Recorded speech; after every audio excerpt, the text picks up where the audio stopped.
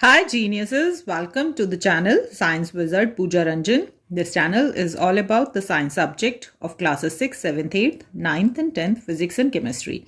If you are new to my channel, you can subscribe to the channel for more science videos, and if you like the explanation, then please press the like button and you can share this video with your friends, family and the classmates. So the chapter which we are going to discuss today is of class 8, chapter 14, some natural phenomena. Okay so अगर हम some natural phenomena की बात करें, ठीक है, तो phenomena का मतलब क्या होता है कि कोई भी चीज जो कि अकर कर रही है, ठीक है, घटित हो रही है। तो अगर नेचुरल फिनोमिना की बात करें तो बहुत सारे नेचुरल फिनोमिना हैं जो हमारे चारों तरफ अकर करते हैं। जैसे आपने एक देखा होगा लाइटनिंग। लाइटनिंग का मतलब होता है बिजली का कड़कना। तो ये जनरली आपने बिजली कड़कते हुए कब देखा है? जब बहुत ज्यादा तेज आंधी तूफान आता है ना, तो आंधी के वक्त आपने देखा होगा बिजली कड़कती है आसमान में, ठीक है। नेक्स्ट आपने एक और चीज फिनोमेना देखा होगा जिसको हम अर्थक्वेक कहते हैं, भूकंप आना। ओके, सो ऐसे बहुत सारे नेचुरल फिनोमेना जो हैं वो नेचर में अकर करते हैं। Now in this chapter we are going to learn only two of them. The first one is the lightning and second one is the earthquake, ठीक है। सो अगर हम लाइटनिंग की बात करें तो लाइटनिंग मतलब कि वो बिजली जो कड़क रही है आसमान में, ठीक है। जैसे वो बिजली कड़कती है आसमान में, ठीक सेम ढंग से आपने एक चीज नोटिस की होगी कि जब भी आप लाइटर, ठीक है, maximum of us use lighter, ठीक है, to light up the gas stove. तो जब भी आप लाइटर को ऑन करते हो, ठीक है, जैसे आप प्रेस करते हो तो यू कैन सी इसमें एक चिंगारी सी निकल रही है, ये स्पार्क जनरेट होता है। ओके, सो स्पार्क जनरेट हो रहा है हमारे इलेक्ट्रिक गैस लाइटर में, जो कि हम यूजुअली यूज करते हैं to light up the LPG at home. इसके अलावा आपने एक और चीज नोटिस की होगी कि जब आपका इलेक्ट्रिक प्लग लूज होता है, ठीक है, और आप उसको, आपका स्विच ऑन है और आप उसको सॉकेट में डाल रहे हो, तो वहां पे भी चिंगारी सी निकलती है, स्पार्क सा बाहर आता है, ठीक है। अब लाइटनिंग में वो जो गैस लाइटर है और वो लूज इलेक्ट्रिक प्लग है, इन सब में स्पार्क जनरेट हो रहा है, ठीक है। सो बेसिकली देखें, तीनों प्रोसेसेस में जो स्पार्क जनरेट हो रहे हैं, basically whether it's a lightning, whether it's a gas lighter और whether it's a loose electric plug, तीनों ही केसेस में जो स्पार्क है उसका नेचर सिमिलर है। कैसे? तो ये तीनों ही केसेस में जो स्पार्क है वो इसीलिए जनरेट हो रहा है, एराइज कर रहा है, because of the flow of electric current through air, ठीक है। तो यहां पे एक चीज क्या सीखी आपने कि जो स्पार्क है वो कैसे जनरेट होता है, जब इलेक्ट्रिक करंट एयर के थ्रू फ्लो करता है, ठीक है। तो पहली चीज ये याद रखना तुम। दूसरी चीज, अब यहां पे बात आती है कि जो इलेक्ट्रिक करंट है वो हवा के थ्रू फ्लो कैसे कर सकता है, क्योंकि आपने अभी तक ये पढ़ा हुआ है क्लास 7th में कि जो इलेक्ट्रिक करंट है वो सिर्फ कंडक्टर्स के थ्रू ही फ्लो करता है, और एयर जो होता है that is the bad conductor of electricity. तो एयर जो होता है उसके थ्रू इलेक्ट्रिक करंट कैसे फ्लो हो रहा है, और जब एयर के थ्रू इलेक्ट्रिक करंट फ्लो नहीं कर सकता तो फिर ये स्पार्क कैसे जनरेट हो रहा है, क्योंकि स्पार्क तो अराइज हो रहा है due to the flow of electric current through air. तो ये इस चैप्टर में हम देखने वाले हैं, ठीक है। अब इसको समझने से पहले हमें नेचर ऑफ स्पार्क समझना पड़ेगा। अब ये जो स्पार्क है उसका क्या नेचर है, ठीक है, और उसको समझने से पहले first we have to understand the nature of electric charges. हम इलेक्ट्रिकल चार्जेस की बात करें उससे पहले हमें एक एक्टिविटी कंडक्ट करनी है। सो अब हम एक्टिविटी 1 कंडक्ट करने वाले हैं। आप देख सकते हो मैंने यहाँ पे पेपर लिया है और उसके छोटे छोटे टुकड़ों में काट के यहाँ पे मेरा जो टेबल है उस पर मैंने गिराया है, और दूसरा मैंने यहाँ पे कॉम की जगह मैंने प्लास्टिक स्केल लिया है। तो आप ये प्लास्टिक स्केल या कॉम किसी के साथ भी एक्सपेरिमेंट कर सकते हो। Now my son is going to help me in this. So he is my son Prithvi. Say hi to all of them. So he is going to help me with the experiment. So show them the scale, plastic scale. So this is the plastic scale, और ये अब अपने बालों के संग इसको रब करेगा। So please Prithvi rub it with your hairs. So as you can see exactly आप सेम इसी ढंग से, बट द मेन थिंग जो कि आपको ध्यान रखना है इस एक्सपेरिमेंट में वो ये है कि इसके जो बाल हैं इसने कल ही शैम्पू किए हैं, तो आपके जो बाल हैं वो शैम्पूड होने चाहिए, ठीक है। बालों में ऑयल या डर्ट नहीं होना चाहिए।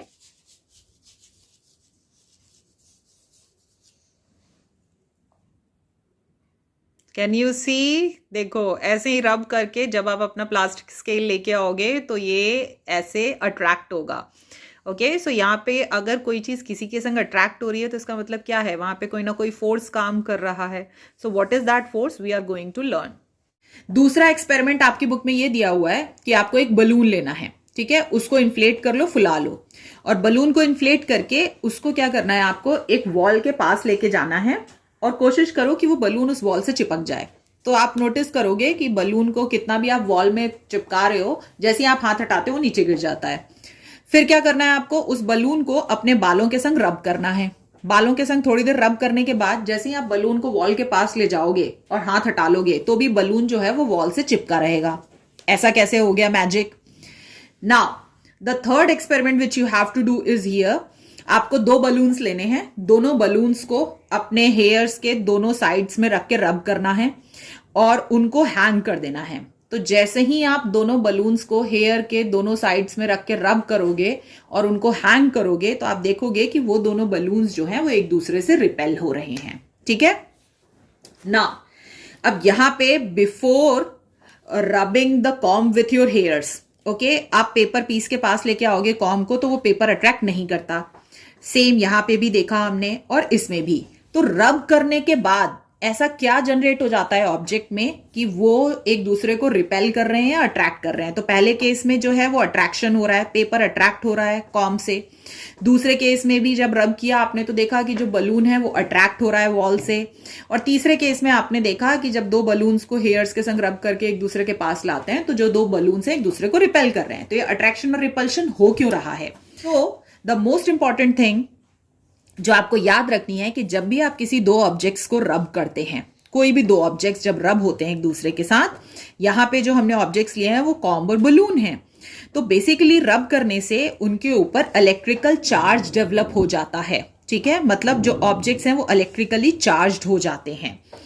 तो इसका मतलब चार्ज डेवलप होने का मतलब क्या हुआ कि या तो वो पॉजिटिव चार्ज डेवलप हो जाता है उनपे या फिर नेगेटिव चार्ज डेवलप होता है. ठीक है, तो जब भी 2 ऑब्जेक्ट्स को रब करते हैं तो इलेक्ट्रिकली चार्ज होने का मतलब हुआ कि एक ऑब्जेक्ट पे पॉजिटिव चार्ज डेवलप होता है, एक ऑब्जेक्ट पे नेगेटिव चार्ज डेवलप होता है. Now the most important thing which you have to keep in mind here is that कि when you are rubbing the 2 objects तो वहां पे जो चार्ज डेवलप हो रहे हैं ना, वो पॉजिटिव और नेगेटिव चार्ज, वो जो चार्ज है इलेक्ट्रिकल चार्ज, वो स्टैटिक रहते हैं. स्टैटिक का मतलब होता है कि वो मूव नहीं करते हैं. ठीक है, तो इलेक्ट्रिकल चार्ज कहां मूव करते हैं? तो ये आपने इलेक्ट्रिक करंट के डेफिनेशन में पढ़ा हुआ है. इलेक्ट्रिक करंट फ्लो ही इसीलिए करता है क्योंकि वहां पे मूवमेंट होता है इलेक्ट्रॉन्स का. तो जब इलेक्ट्रॉन्स फ्लो करते हैं from the negative terminal of the battery to positive terminal, तो जो इलेक्ट्रिक करंट है वो फ्लो करता है from positive terminal to negative terminal. अगर इलेक्ट्रॉन्स का फ्लो बंद कर दिया जाए, इलेक्ट्रॉन्स का मूवमेंट बंद कर दिया जाए, तो वहां पे इलेक्ट्रिक करंट फ्लो नहीं करेगा. ठीक है, सो उसमें और इसमें सिर्फ एक ही डिफरेंस है. यहां पे भी चार्ज है, वहां पे भी चार्ज है. ठीक है, बट यहां पे जब हम रब कर रहे हैं सिर्फ 2 ऑब्जेक्ट्स को तो उससे जो चार्ज डेवलप होते हैं तो वो चार्ज स्टैटिक होते हैं, वो मूव नहीं कर सकते हैं. बट इलेक्ट्रिक करंट जहां पे फ्लो कर रहा है वहां पे जो चार्ज होते हैं वो मूव करते हैं. ठीक है, तो ये जो इलेक्ट्रिक चार्ज होते हैं, ठीक है, जो कि प्रोड्यूस होते हैं बाय रबिंग द 2 ऑब्जेक्ट्स, तो ये इलेक्ट्रिक चार्ज जो होते हैं ये दूसरे बॉडी को रिपेल भी कर सकते हैं और अट्रैक्ट भी कर सकते हैं. जैसा आपने ये 2 बलून्स में देखा कि इन दोनों बलून्स को जैसे ही रब करा हेयर्स के संग तो दोनों पे चार्ज डेवलप हो गया, तो ये दोनों एक दूसरे को रिपेल कर रहे हैं. यहां पे बलून को हेयर के संग रब किया और वॉल के पास ले गए तो यहां पे बलून जो है वॉल के संग अट्रैक्ट हो रहा है. तो ये जो फोर्स लगाया जाता है स्टैटिक चार्ज के द्वारा जो कि डेवलप होते हैं बाय रबिंग द ऑब्जेक्ट्स, इसी फोर्स को हम कहते हैं electrostatic force. Electro means charge जो कि रेस्ट में है, तो रेस्ट में जब चार्ज फोर्स लगाता है दूसरे ऑब्जेक्ट पे, वेदर इट्स अट्रैक्शन और रिपल्शन, तो ऐसे फोर्स को हम इलेक्ट्रोस्टैटिक फोर्स कहते हैं. ठीक है, अब चार्ज जो है वो कितने तरह के होते हैं, क्योंकि अभी आपने देखा ना इलेक्ट्रिकली चार्ज हो जाता है ऑब्जेक्ट. तो now the next question arises कि कितने तरह के चार्ज होते हैं. तो ये आपको ऑलरेडी पता है कि जो चार्ज है वो सिर्फ 2 ही तरह के होते हैं, पॉजिटिव एंड नेगेटिव चार्ज. ठीक है, अब किस बॉडी पे पॉजिटिव चार्ज डेवलप होगा, किस बॉडी पे नेगेटिव चार्ज डेवलप होगा जब हम 2 ऑब्जेक्ट्स को रब कर रहे हैं, तो सबसे पहले ये समझना जरूरी है. सो ये समझने के लिए first we have to see the activity 3.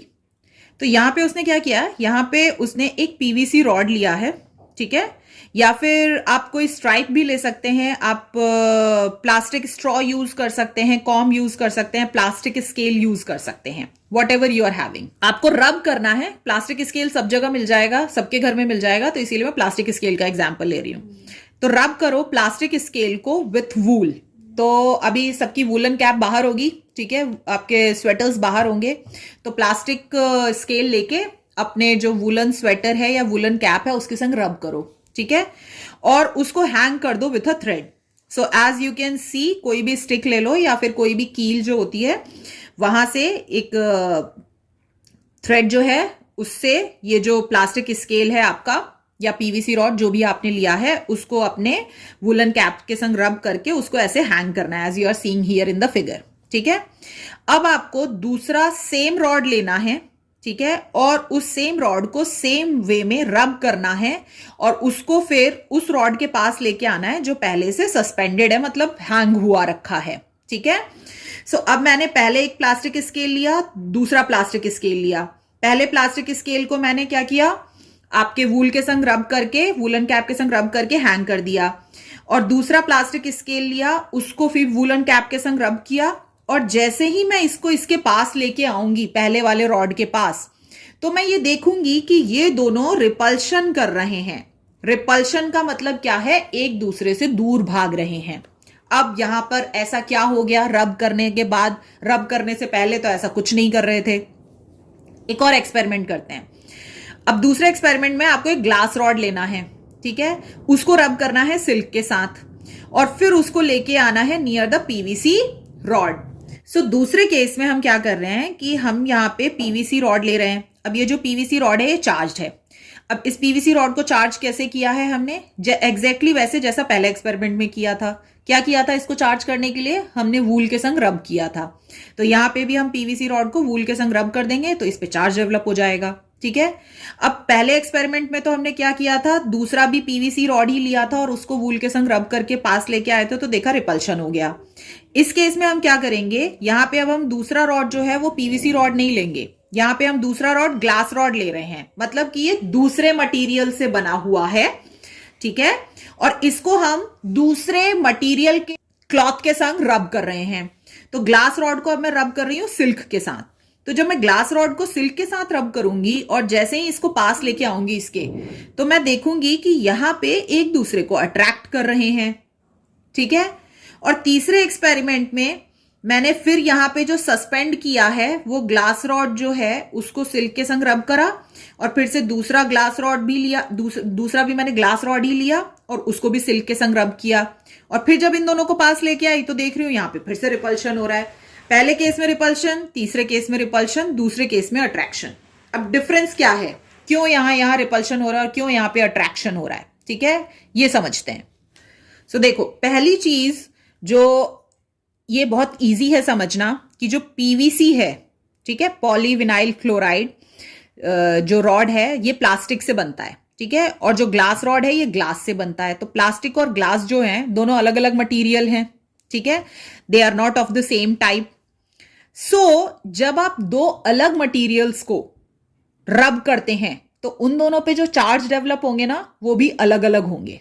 सो यहां पे दो different kind of charge develop होंगे। क्यों? क्योंकि पीवीसी रॉड जो है वो दूसरे मटेरियल से बना है, प्लास्टिक से बना है, ग्लास रॉड जो है वो ग्लास से बना है। So since both are made up of different material, so इसीलिए वहां पे दोनों पे डिफरेंट चार्ज डेवलप होंगे।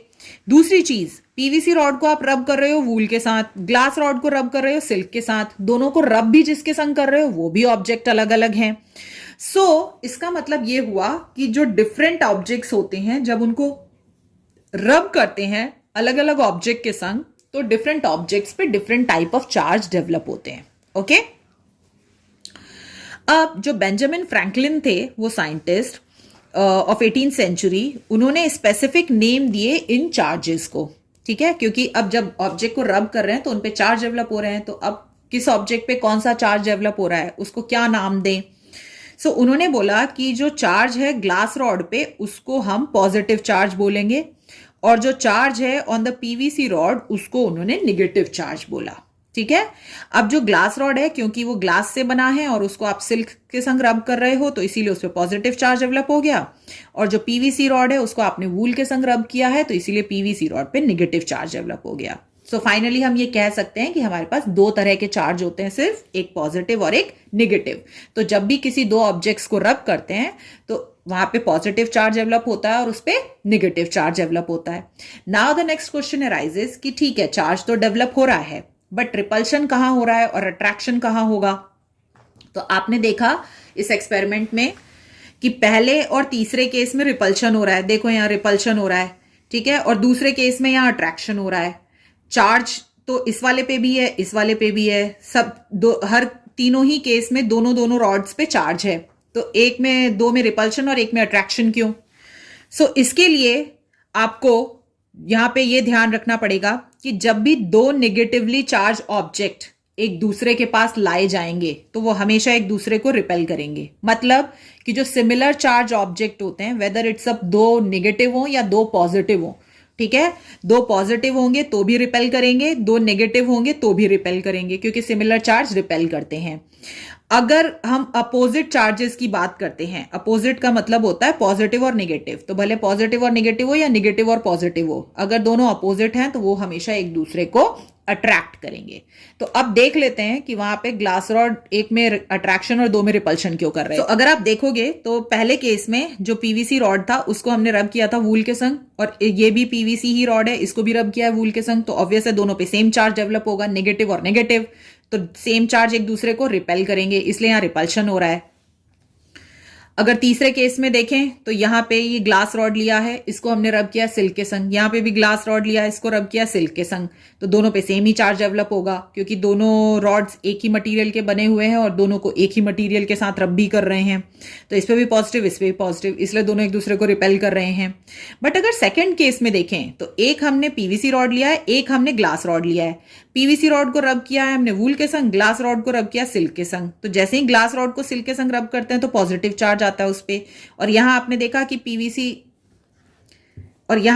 कि पीवीसी रॉड को जब वूल के संग रब करते हैं तो नेगेटिव चार्ज आता है। तो इस पे नेगेटिव चार्ज है, इस पे पॉजिटिव चार्ज है, तो दोनों अपोजिट चार्ज हो गए, दैट्स व्हाई यहां पे अट्रैक्शन हो रहा है, ठीक है। इन द सेम वे यहां पे भी जो कॉम्ब है वो पेपर को अपनी तरफ अट्रैक्ट कर रही है। इसका मतलब क्या है कि यहां पे एक बॉडी चार्ज्ड है और एक बॉडी अनचार्ज्ड है, ठीक है। क्योंकि यहां पे एक चीज याद रखना कि ये जो फोर्स होता है इलेक्ट्रोस्टैटिक फोर्स, ये सिर्फ दो चार्ज ऑब्जेक्ट ही एक दूसरे पे नहीं लगाते, एक अगर चार्ज है और दूसरा अनचार्ज है तो भी ये फोर्स लगाया जा सकता है।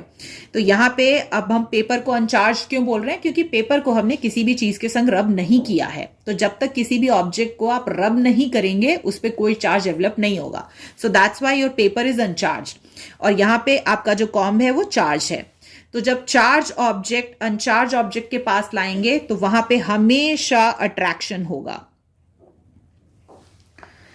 The same happens in this case also, ठीक है। और तीसरे केस में आपने दोनों ही बलून है, दोनों एक ही मटेरियल के बने हुए हैं, दोनों को ही अपने हेयर के संग रब किया है, तो दोनों पे सेम चार्ज डेवलप होगा, तो इसीलिए दोनों एक दूसरे को रिपेल कर रहे हैं। सो फाइनली बहुत ही सिंपल लैंग्वेज में बोलें तो जो लाइक चार्जेस होते हैं, मतलब जो सेम चार्जेस होते हैं वो हमेशा रिपेल करते हैं, और अनलाइक चार्जेस मतलब डिफरेंट चार्जेस जो होते हैं वो हमेशा अट्रैक्ट करते हैं, ठीक है। नाउ अब ये तो हमें समझ में आ गया कि जैसे ही दो चीजों को रब करते हैं तो वहां पे पॉजिटिव और नेगेटिव चार्ज डेवलप होता है, और अगर दो पॉजिटिव चार्ज वाले ऑब्जेक्ट्स एक दूसरे के पास आए तो रिपेल करते हैं, और अपोजिट चार्ज वाले ऑब्जेक्ट एक दूसरे के पास आए तो अट्रैक्ट करते हैं। तो इसीलिए रब करने के बाद वहां पे अट्रैक्शन और रिपल्शन होता है, क्योंकि उन पे इलेक्ट्रिक चार्ज डेवलप हो जाता है। नाउ अगर बात करें तो इक्वल एंड अपोजिट चार्ज, अब यहाँ पे बहुत इंपॉर्टेंट चीज ध्यान देने वाली ये है कि जब हमने पीवीसी रॉड को वूल के संग रब किया था या जब ग्लास रॉड को सिल्क के संग रब किया था, तो हम सिर्फ चार्ज की बात कर रहे थे ऑफ द ग्लास रॉड, हमने सिल्क के चार्ज की तो बात ही नहीं की। वहां पे हमने क्या देखा यहाँ पे कि भाई जैसे ही मैं ग्लास रॉड को सिल्क के संग रब कर रही हूं तो ग्लास रॉड पे पॉजिटिव चार्ज डेवलप हो जा रहा है, ठीक है। इस ग्लास रॉड को भी जैसे ही सिल्क के संग रब कर रही हूं तो उसपे पॉजिटिव चार्ज डेवलप हो जा रहा है। मैंने ये तो देखा ही नहीं कि सिल्क पे भी चार्ज डेवलप हो रहा है या नहीं, क्योंकि ग्लास रॉड को ही एक दूसरे के पास लेके आ रहे हैं तो रिपल्शन हो रहा है। तो यहां पे दूसरी चीज जो ध्यान रखनी है आपको वो ये है कि जब भी आप रब करोगे ग्लास रॉड को सिल्क के साथ, ठीक है, तो ग्लास रॉड पे तो पॉजिटिव चार्ज आ गया, ठीक है, बट जो दूसरा ऑब्जेक्ट है उस पे भी चार्ज डेवलप होता है। तो दूसरा ऑब्जेक्ट क्या था वहां जिसके संग रब कर रहे थे? Silk cloth. तो जो दूसरा ऑब्जेक्ट है उस पे भी चार्ज डेवलप होगा। कितना? वो एग्जैक्टली नंबर में उतना ही होगा जितना कि ग्लास रॉड पे डेवलप हुआ है, बट अपोजिट होगा। ओके, मतलब कि मान लो कि जो ग्लास रॉड है, ठीक है, उसको सिल्क क्लॉथ के संग रब करा तो ग्लास रॉड पे पॉजिटिव चार्ज डेवलप हुआ। कितने पॉजिटिव चार्ज डेवलप हुए? मान लो 12। ओके, तो सिल्क क्लॉथ पे भी चार्ज डेवलप होगा। कौन सा चार्ज डेवलप होगा? एग्जैक्टली उसका अपोजिट। तो अगर इस पे पॉजिटिव चार्ज है तो इस पे नेगेटिव चार्ज आ जाएगा, ठीक है, और अगर इस पे पॉजिटिव 12 है तो सिल्क क्लॉथ पे नेगेटिव 12 होंगे। इन द सेम वे जब पीवीसी को मैंने रब किया था वूल के साथ तो पीवीसी पे नेगेटिव चार्ज आया था, तो ऑब्वियसली गेस करो वूल पे कौन सा चार्ज आएगा? उसका ठीक अपोजिट, क्योंकि पीवीसी पे अगर नेगेटिव है तो वूल पे पॉजिटिव आ जाएगा। अब वूल पे कितना पॉजिटिव आएगा? जितना नेगेटिव पीवीसी में गया है। तो अगर पीवीसी के पास नेगेटिव 10 है तो वूल के पास पॉजिटिव 10 होगा। तो दूसरी चीज हमेशा याद रखना कि जब भी दो बॉडीज चार्ज होती हैं bye rubbing against each other तो उन दोनों पे ही चार्ज डेवलप होगा। हमेशा दोनों बॉडीज पे ही चार्ज डेवलप होगा, और जो चार्ज डेवलप होगा वो एग्जैक्टली इक्वल होगा और अपोजिट होगा चार्ज में, ठीक है। So this is a very important thing which you have to keep in mind. तो जब भी रब करते हैं तो सिर्फ एक बॉडी पे चार्ज डेवलप नहीं होता, जिस बॉडी के संग रब कर रहे हो उस पे भी चार्ज डेवलप होता है, बट दोनों बॉडी पे डिफरेंट चार्ज डेवलप होते हैं। अगर एक पे पॉजिटिव है तो दूसरे पे नेगेटिव है, और equal number of charge develop होते हैं। सो this is it about this video. अगर आपको कोई भी डाउट है इसके बारे में तो you can ask me in the comment section, and the next video I will post tomorrow of the further topics. Till then take care, bye bye.